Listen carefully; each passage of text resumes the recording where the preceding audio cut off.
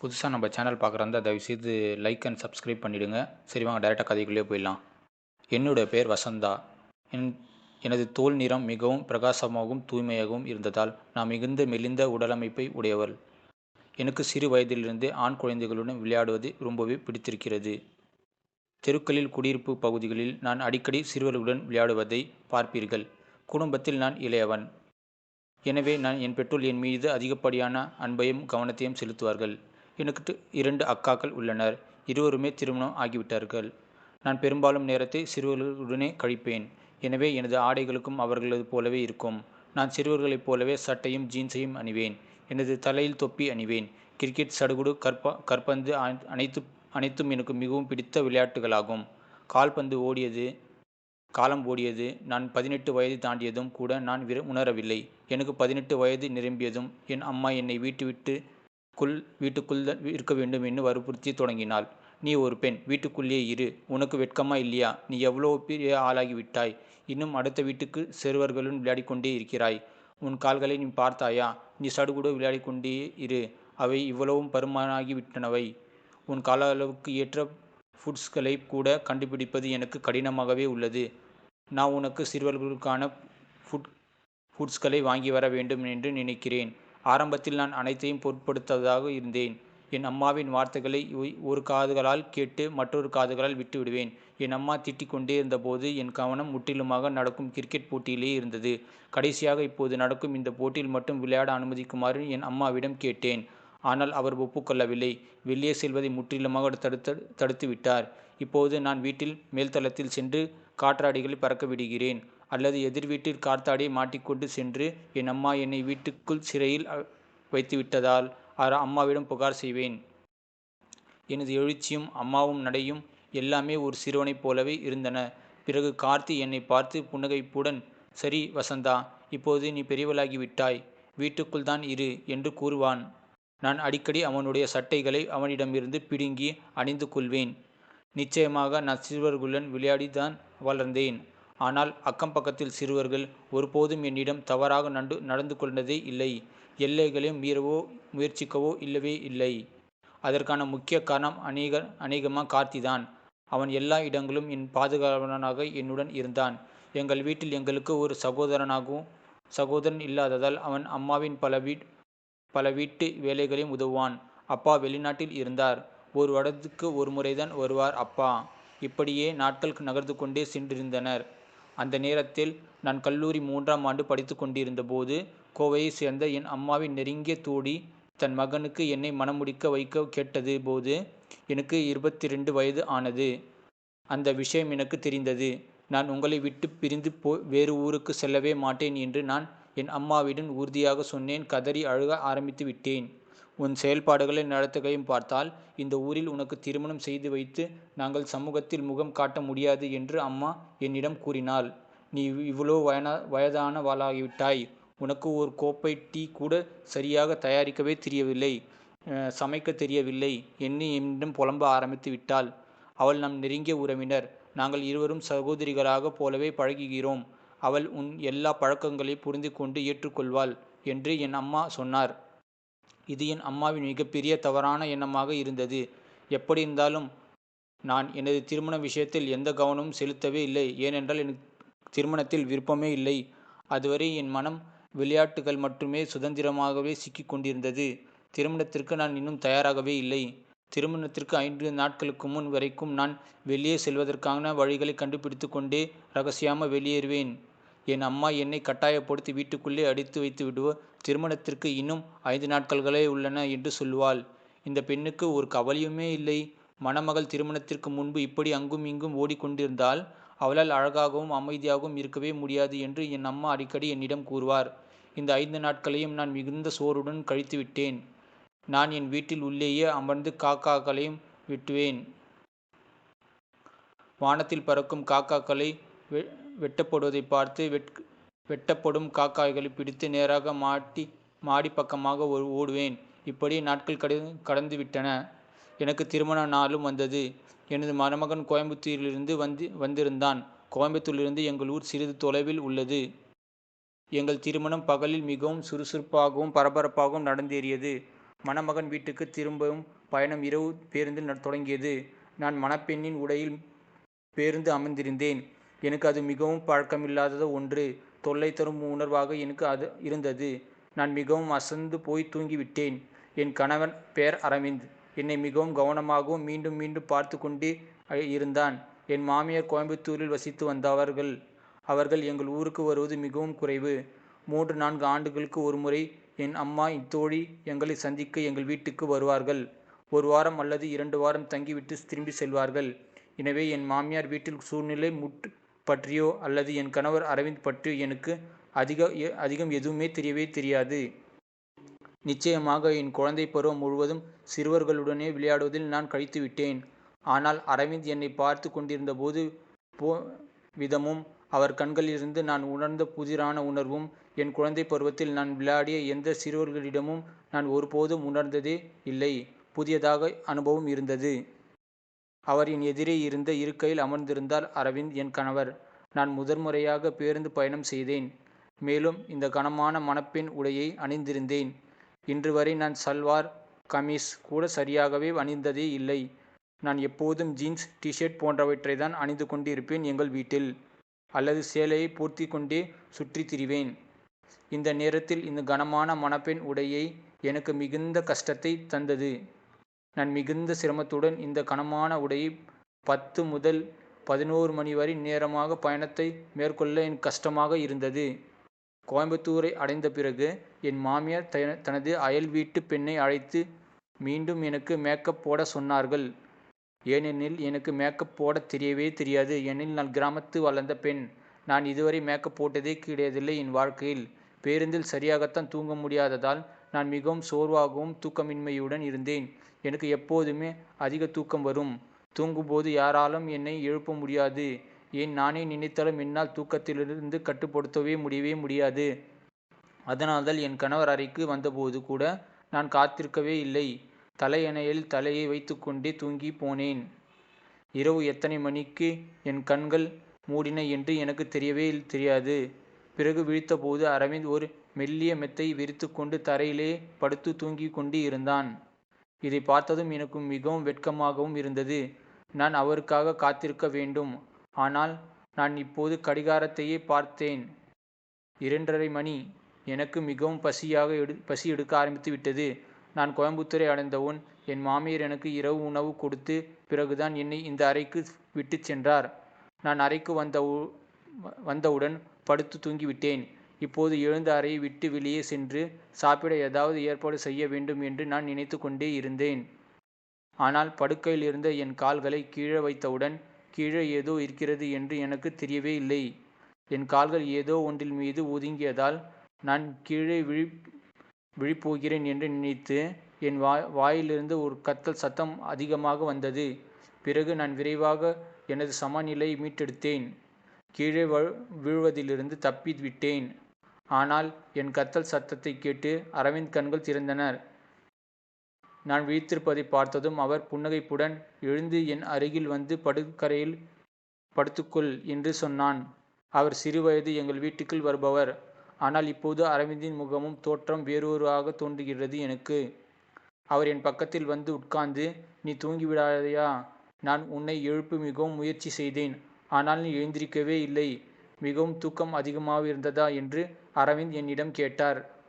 ஆமாம், பயணத்தில் மிகவும் சோர்வாகவும் இருந்ததால் நான் எப்போது தூங்கினேன் என்று கூட எனக்கு தெரியவே இல்லை என்று நான் கூறினேன். கார்த்திக். அவர் ஆமாம், நான் உன்னை எழுப்ப முயற்சித்தேன். ஆனால் தூக்கத்திலிருந்து நீ என்னை தூங்கவிடு என்று தெளிவாக சொன்னாய் என்று என்னிடம் ஒரு ஆழ்ந்த மூச்சை விட்டு கொண்டே சொன்னார். நான் அதை என் கண்களில் ஓரத்திலிருந்து பார்த்தேன். எனக்கு அது எதுவும் நினைவில் இல்லவே இல்லை. ஆனால் அது நடந்திருக்க வாய்ப்புள்ளது. ஏனென்றால் நான் ஆழ்ந்த தூக்கத்தில் இருந்தால் என் அம்மா என்னை எழுப்புவது, நான் அவரிடம் அதையே சொல்லிக்கொண்டு மறுபடியும் தூங்கி விடுவேன். அந்த நேரத்தில் எனக்கு மிகவும் சங்கடமாகவும் இருந்தது. எனக்கு பசியும் அதிகமாக இருக்கிறது இப்போ. அரவிந்துவிடம் அதை எப்படி சொல்வது என்று நான் யோசித்து கொண்டே இருந்தேன். நிச்சயமாக நான் என் அம்மாவுக்காக ஒருவர் சந்தித்து பேசுவார்கள் என்று கேள்விப்பட்டிருக்கிறேன். ஆனால் நான் உன்னை முதல் முறையாக பார்க்கிறேன் என்று சொன்ன பிறகு எனக்கு பசிக்கிறது என்று எப்படி சொல்வது என்று நான் யோசிக்கவே ஆரம்பித்து விட்டேன்.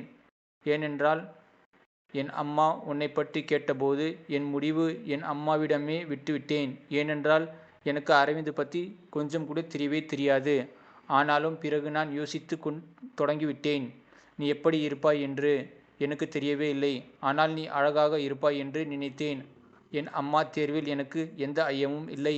மேலும் என் அம்மா எனக்காக இவ்வளோ அழகான பெண்ணை தேர்ந்தெடுத்ததில் நான் மிகவும் மகிழ்ச்சி அடைகிறேன்.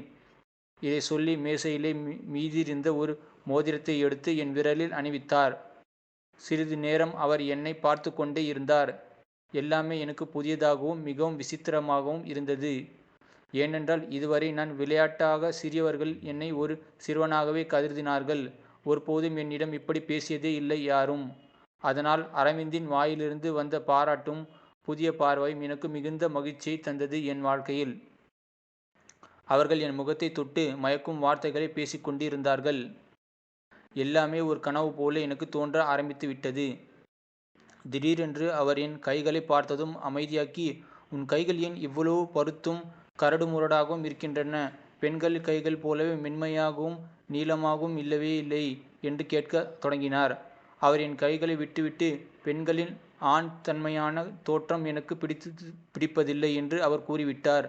நான் என் கைகளை கவனமாக பார்த்தேன். ஒருவேளை எனக்கு பெண்களைப் போல நகங்கள் வளர்ப்பதில் ஆர்வம் இல்லையோ? என் கைகள் பராமரிப்பதில் எனக்கு அக்கறை குறைவுதான் என்று நான் கூறினேன் அரவிந்திடம்.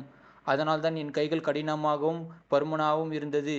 எப்போதும் நான் ஆண்குழல் தான் அதிகமாக விளையாடுவேன். எனது நண்பர்களே என்னோட சிறுவர்கள்தான். அவர் படுக்கையிலிருந்து எழுந்து அலமாரி நோக்கி சென்று அதை திறந்தார். அவர் எனக்கு ஒரு சாம்பல் நிற புடவை எடுத்து கொடுத்தார். போய் இதை அணி என்று சொன்னார். இந்த கனமான மணப்பெண் ஆடைகளை நான் முழுவதுமாக சேர்ந்து போயிருக்கிறேன்.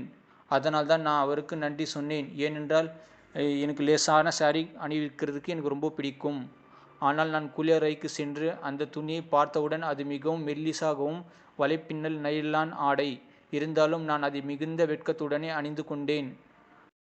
அதை அணிந்தபோது எனக்கு மிகவும் பதட்டமாகவும் இருந்தது. நான் அறைக்கு திரும்பி வந்தபோது அரவிந்த் கையில் ஒரு பாட்டில் வாசனை எண்ணெய் வைத்துக்கொண்டு அதை தன் மீது தடவிக்கொண்டிருந்தார்.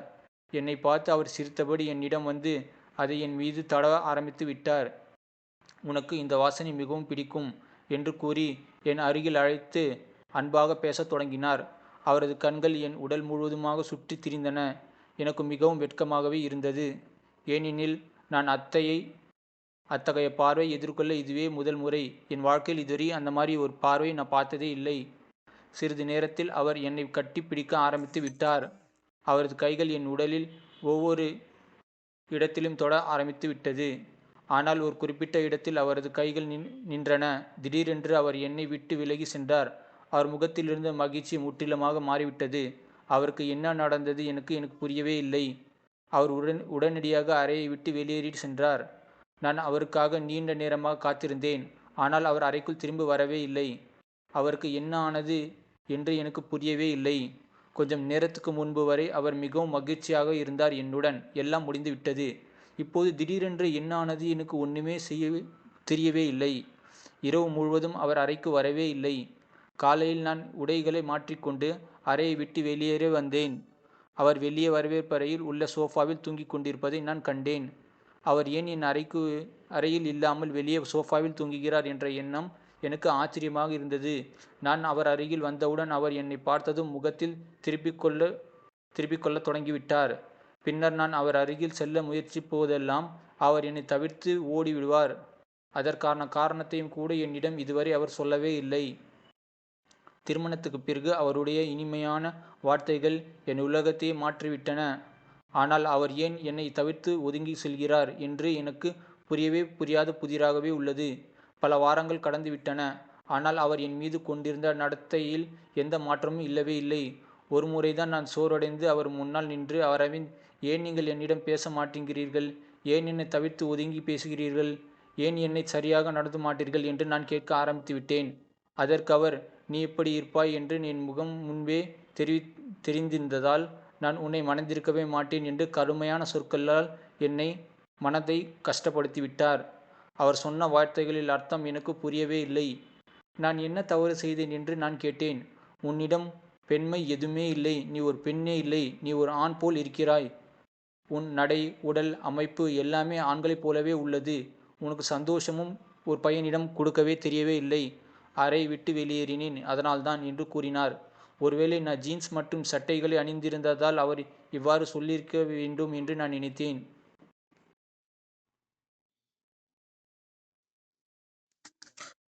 அதனால்தான் இதுவரை நான் வீட்டிலிருந்து என் அம்மா கொடுத்த பாரம்பரிய புடவையை நான் கூட அணிந்ததே இல்லை. இப்போது நான் வீட்டிலிருந்து கொண்டு வந்த அனைத்து புடவைகளையும் மாற்றி மாற்றி அணியத் தொடங்கிவிட்டேன். என் மாமியாருடன் சேர்ந்து அரவிந்த் விரும்பியவாறு சமைக்கவும் அவரது எல்லா வீட்டு வேலைகளிலும் நானே உதவும் கற்றுக்கொண்டேன். நான் அதை என் கைகளாலே செய்யத் தொடங்கிவிட்டேன். 3 வாரங்கள் அரவிந்தின் நடத்தை என்னுடன் மென்மையாக மாறும் என்ற நம்பிக்கை உள்ளது. நான் என்னை முழுமையாக மாற்றினேன். ஆனால் அவர் ஒரு பாறை போல உறுதியாக இருக்கிறார். அவர் ஒவ்வொரு இரவும் தாமதமாகவே வீட்டிற்கு வந்து வெவ்வேறு தூங்கிவிடுவார். நான் அவருடைய துணையை உறவை ஏங்கி நிற்கிறேன். நான் அவரால் நேசிக்கப்பட வேண்டும் என்று நான் விரும்பினேன். எல்லாவற்றிற்கும் மேலாக அது ஒரு இயற்கையான மனித ஆசைதானே. ஒரு குழந்தை பிறக்க வேண்டும் என்று நான் ஆசைப்பட்டேன். நான் திருமணமானவள். அவர் என் கணவர். ஒரு மனைவியாக என் கணவரை அரவணைக்க விரும்பினேன். முன்பு நான் எல்லாவற்றிலும் அலட்சியமாக இருந்ததால்தான் இப்போது அரவிந்தின் நடத்தையால் பாதிக்கப்பட்டு என் அடையாளத்தை இழந்து விட்டது போல் எனக்கு உணர்ந்தது. அரவிந்தின் விருப்பத்திற்கேற்ப என்னை மாற்றிக்கொள்ள நான் முடிவு செய்தேன். அனைத்தையும் முயற்சித்து செய்கிறேன். ஆனால் அவர் அப்படியே இருந்தார். அவர் இன்னும் என்னிடம் பேசவே இல்லை. நான் ரொம்ப வருத்தமாக இருக்கிறேன்.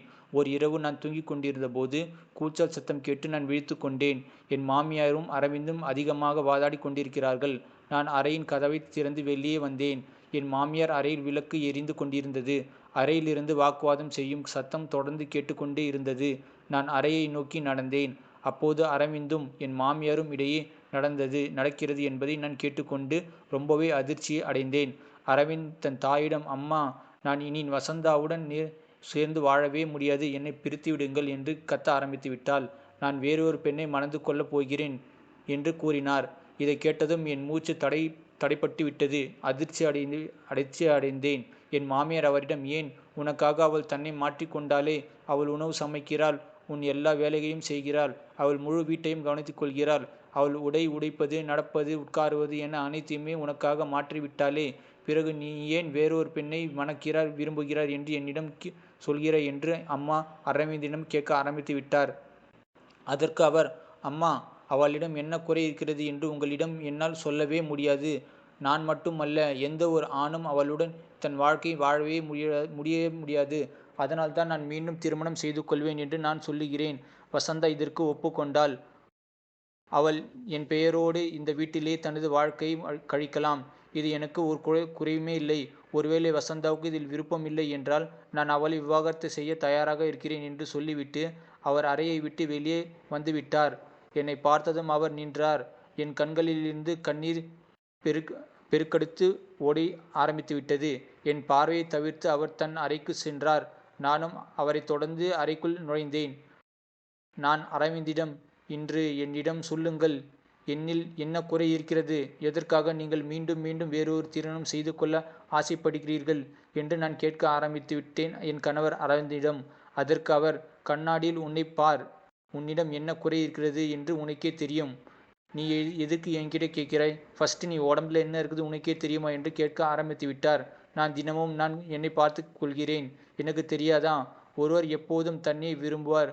ஆனால் என்னிடம் என்ன தவறு என்று நீங்கள் என்னிடம் சொல்லுங்கள். அப்பொழுதுதான் நான் உங்களுக்கு திருமணம் செய்ய ஒப்புக்கொள்வேன் என்று கூற ஆரம்பித்தாள். அவர் கூறினார், உன்னிடம் ஒரு பெண்ணுக்குரிய அளவு கூட வளைவுகளே இல்லை. பெண்களுக்கான ஆடைகளை அணிவதற்கால்தான் உன் உடலில் உண்மையான அமைப்பை மறைக்க முடியும். சில நேரங்களில் கண்ணாடி முன் தனியா நின்று பார். உன் மார்பகம் ஒரு ஆணின் மார்பகம் போலவே இருக்கிறது என்று சொன்னார். நான் உன் அருகில் வரும்போது நான் ஒரு ஆணுடன் இருப்பதையே போல உணர்கிறேன். உன் துணையில் எனக்கு மூச்சு திணறல் ஏற்படுகிறது. உன்னை தொடுவதால் எனக்கு எந்த உணர்வும் ஏற்படவே இல்லை.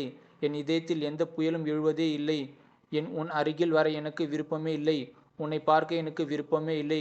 உன்னுள் என்னால் வாழவே முடியாது. நீ ஒரே ஒரு நாளாவதும் என்னுடன் சந்தோஷமாக இருந்தாயே என்று என்னை ரொம்பவே கஷ்டப்படுத்தினார். அவர் சொன்ன வார்த்தைகளை கேட்டு நான் உயிரற்றவளாக அமர்ந்திருந்தேன். ஒரு பெண்ணுக்கு இதைவிட பெரிய அவமானம் வேறொன்று இருக்கவே முடியாது. அரவிந்த் என்னை அவமானப்படுத்திய வார்த்தைகள், அவர் சொன்ன குறைகள் அவர் எனக்கு செய்த இழிவுகள் எல்லாம் தாங்கிக் கொள்ள முடியவே இல்லை. இரவு முழுவதும் நான் அழுது கொண்டே இருந்தேன். மறுநாள் காலையில் என் மாமியார் என்னிடம் வந்து, நீ திருமணமானதிலிருந்து உன் பெற்றோர் வீட்டுக்கு செல்லவே இல்லை. நீ கொஞ்ச நாள் உன் அம்மா வீட்டுக்கு போய் வா. இது எல்லாம் சரியானவுடன் நான் உனக்கு தொலைபேசியில் தொடர்பு கொள்கிறேன். அப்போது நீ வா என்று சொன்னார். நான் அத்தை, நான் இங்கிருந்து போனால் அரவிந்த் வேறொருவரை மணந்து கொண்டு விடுவார் என்றேன். இதை கேட்ட மாமியார், நீ எல்லாம் வேலைக்கு சரியான நேரத்தில் அவள் விருப்பப்படியே செய்வதால் உன்னை அவன் மதிப்பதே இல்லை.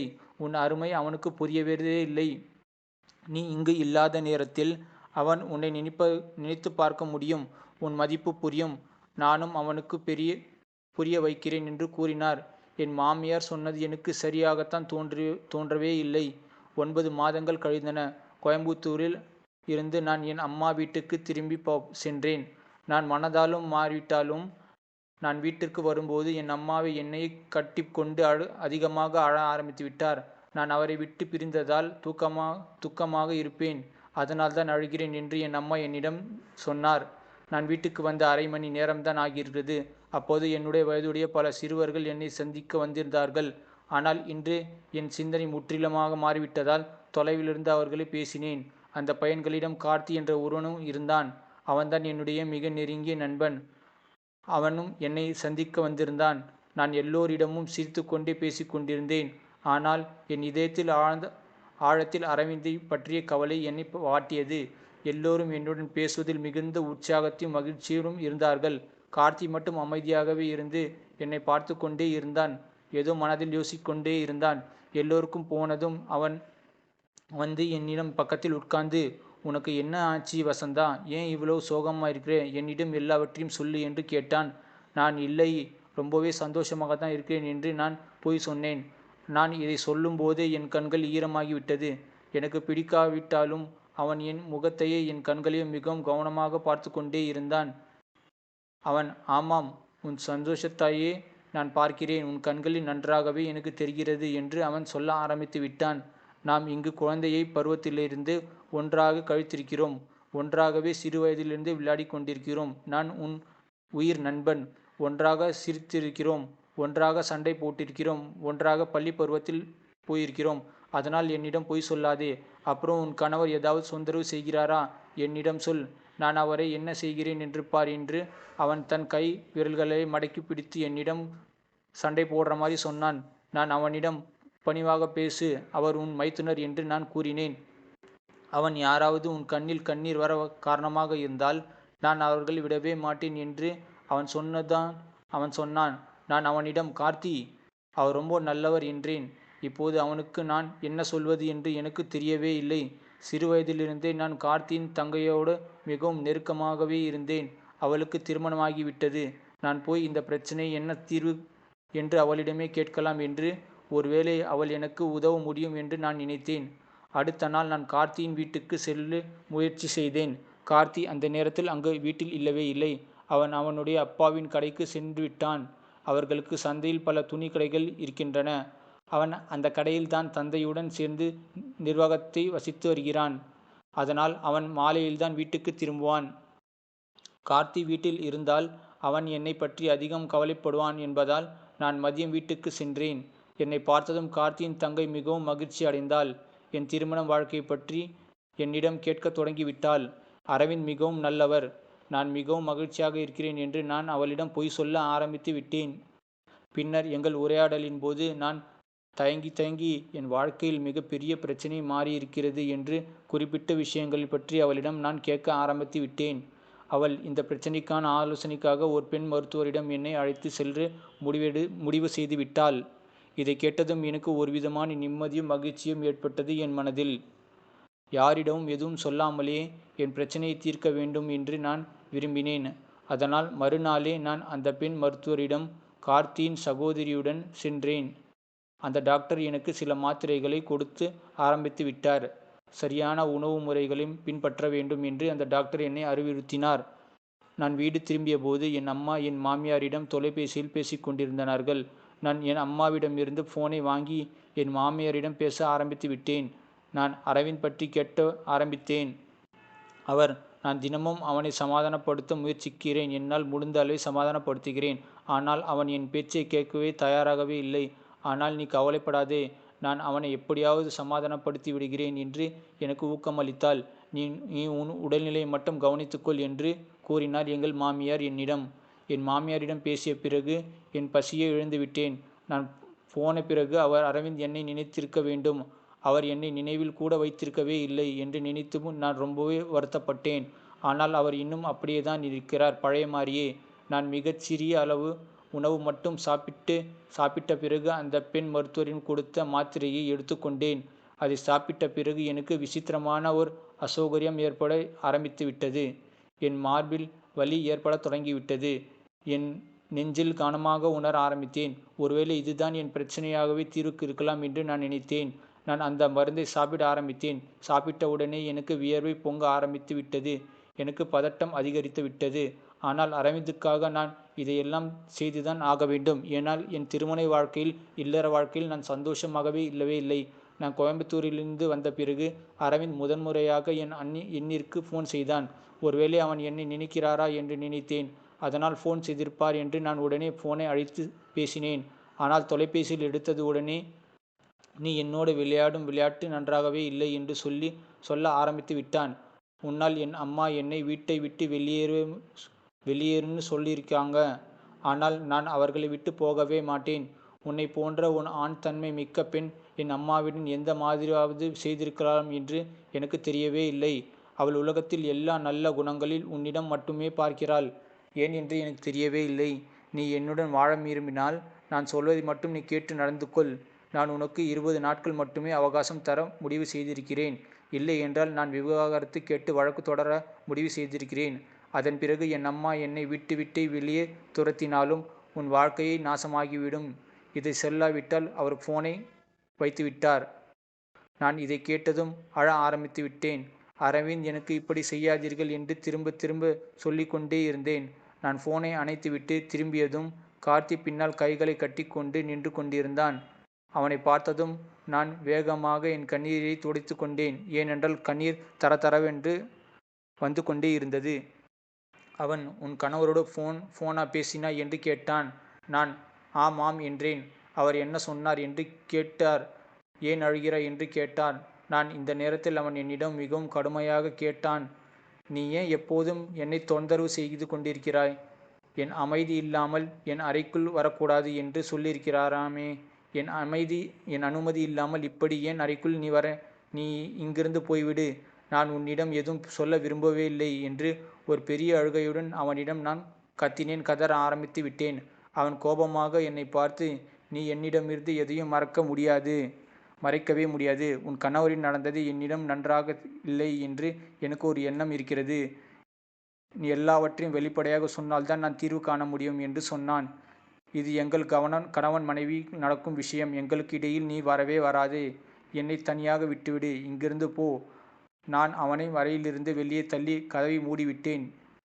என் முன்னே மாத்திரைகளை வைக்கப்பட்டிருப்பதை பார்த்து அரவிந்தின் வார்த்தைகள் எனக்கு நினைவுக்கு வந்தது. நான் 3 மாத்திரைகள் எடுத்து ஒன்றாக சாப்பிட ஆரம்பித்து விட்டேன். என் பிரச்சனையை விரைவில் தீர்க்க வேண்டும். அப்போதுதான் என் திருமண வாழ்க்கையின், இல்லற வாழ்க்கையில் உடைத்து போகாமல் காப்பாற்ற முடியும் என்று நான் நினைத்தேன். ஆனால் அந்த மாத்திரைகள் சாப்பிட்ட உடனே எனக்கு மிகவும் பதட்டமாகவும், ஹார்ட்பீட் அதிகமாகவும், வாந்தி எடுக்க ஆரம்பித்து விட்டேன். என் உடல்நிலை மோசமாக தொடங்கியது. என் நிலையை பார்த்து என் அம்மா கவலைப்பட்டார். என் அப்பா வீட்டில் இல்லை. என் சகோதரிகள் அவரால் வீட்டில் இருந்தார்கள். அதனால்தான் என் அம்மா கார்த்தியை கூப்பிட்டு மருத்துவமனைக்கு என்னை அழைத்து செல்ல ஆரம்பித்து விட்டார். 3 நாட்களாக நான் சாப்பிட்டா எதுவும் ஜீரணிக்கவே இல்லை. அந்த மருத்துவர் என் நிலையை பார்த்து, இந்த மருந்து மிகவும் வலிமையானது. இது பல பக்க விளைவுகளை கொண்டுள்ள மருந்து. உங்கள் சிறுநீரகங்கள் கூட பாதிக்கப்படலாம் என்று சொன்னார். போலி மருத்துவரிடம் சென்று இவ்வாறு மருந்துகள் சாப்பிடவே கூடாது, உங்கள் வாழ்க்கையை அழித்துவிடும் என்று எனக்கு அறிவிடம் கூற ஆரம்பித்து விட்டார் அந்த மருத்துவர். பிறகு அந்த மருத்துவர் என்னிடம் அந்த மருந்தை பயன்படுத்துவதற்கான காரணத்தையும் கேட்க ஆரம்பித்து விட்டார். நான் அழுது கொண்டே அவரிடம் என் கணவன் என் உடம்பில் நடந்தவற்றை எல்லாவற்றையும் சொல்ல ஆரம்பித்து விட்டேன். நான் சொல்வதை கேட்டதும் அவர், ஒருவருக்கொருவர் எந்த மாதிரியான உடலை கொடுப்பது என்பது எல்லாம் கடவுளின் கைகளில்தான் உள்ளது. மற்றவர்களின் கைகளில் எதுவுமே இல்லை என்று சொன்னார் அந்த மருத்துவர். பெண்களுக்கு பெரும்பாலும் இந்த பிரச்சனை இருக்கும். ஆனால் குணத்தில் பலவீனமானவர்கள், பெண்களை மதிக்காதவர்கள்தான் இப்படி பேசுகிறார்கள். காலப்போக்கில் இந்த பிரச்சனை தானாகவே சரியாகிவிடும் என்று சொன்னார். உங்கள் கணவர் உங்களுடன் உடல் ரீதியான நெருக்கமான உறவை கொண்டிருந்தால், நீங்கள் உங்கள் உணவையும் ஊட்டச்சத்து மிக்க பானங்களையும் சாப்பிட்டு வந்தால் உங்கள் உடல் தானாகவே நன்றாக தெரியும். நிச்சயமாக உங்கள் கணவர் ஒரு மனநல பாதிக்கப்பட்டவராகவோ அல்லது மிகவும் மோசமான மனநிலை கொண்டவராகவே இருக்க முடியும். அதனால்தான் உங்களை இப்படி சித்திரவதை செய்கிறார் என்று மருத்துவர் என்னிடம் அறிவுரை கூற ஆரம்பித்து விட்டார். என் அம்மாவும் அங்கே இருந்தார். இந்த விஷயங்கள் கேட்டு அவர் தலையை குனிந்து அமர்ந்திருந்தார். பிறகு நாங்கள் வீட்டிற்கு வந்தவுடன் கார்த்தியின் அம்மாவிடம் தற்போது மருத்துவர் தந்த மருந்து எப்படி பயன்படுத்துவது என்று விளக்கிவிட்டு திரும்பி சென்றேன். என் அம்மா என்னிடம், ஏன் முன்பே என்னிடம் எதுவும் சொல்லவே இல்லை என்று கேட்க ஆரம்பித்து விட்டான். என் அம்மாவும் அழுக ஆரம்பித்து விட்டான். நான் நடுங்க ஆரம்பித்து விட்டேன். அம்மா, நான் உங்களை தொந்தரவு செய்ய விரும்பவே இல்லை. ஆகையால் நான் இதை பற்றி சொல்லவே இல்லை. நீங்கள் எப்போதும் என்னை நன்றாக செட்டில் ஆக வேண்டும் என்று சொல்வீர்கள். அதனால்தான் எதுவும் உங்களிடம் நான் சொல்லவே இல்லை. ஆனால் நான் இப்போது உண்மையை சொல்ல நேரிட்டது. அம்மா, நான் அரவிந்தை நேசிக்கிறேன், காதலிக்கிறேன், அவருடன் வாழ ஆசைப்படுகிறேன். அரவிந்துக்காக நான் என்னை மாற்றிக்கொண்டேன். அவர் விரும்பப்படி நான் எல்லாவற்றையும் கற்றுக்கொண்டேன். நீங்கள் விரும்பினால் என் மாமியாரிடம் கேட்கலாம். ஆனால் அரவிந்துக்கு என் சகவாசம் குமட்டலாக ஏற்படுத்துகிறது என்று கூறினார். இந்த விஷயம் ஒரு பெண்ணின் ஆன்மாவை கூட காயப்படுத்தும். ஆனால் இவை எல்லாம் கேட்ட பிறகும் நான் அவருடைய இதயத்தில் ஒரு இடத்தில் பிடிக்க வேண்டும் என்று விரும்புகிறேன். அவர் என்னை விவாகரத்து செய்யக்கூடாது.